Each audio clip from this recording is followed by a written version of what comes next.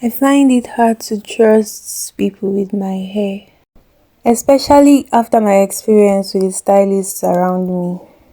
They are either pulling when they should be detangling or combing when they should be pulling.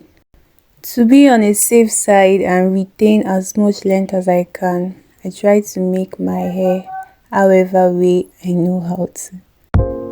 Hello rich aunties, you're welcome back to my channel. In case you've forgotten, I am here to show you how I maintain my hair low budget without stress and without pain. So if you're a rich auntie who knows a rich auntie, this channel is for you. Do well to invite your fellow rich aunties as well.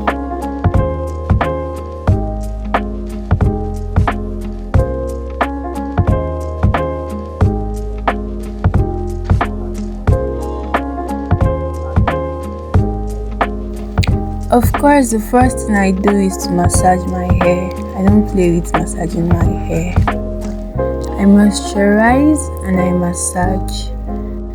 Don't make the mistake of putting a comb into a dry hair if you are interested in retaining length. Especially in this Harmattan season, it will be a disaster. A very voluminous disaster. From the color, you can guess what I used to moisturize my hair. A lady who believes in using whatever is around me to get what I want. I don't have to break the bank in order to get the length that I want. My hair is a living thing and it will definitely grow. It just needs me to take care of it.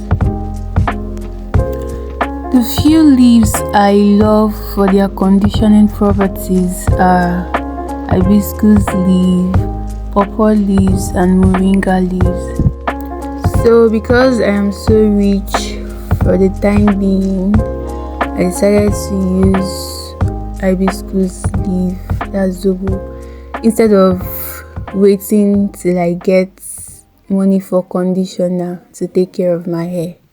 You get it?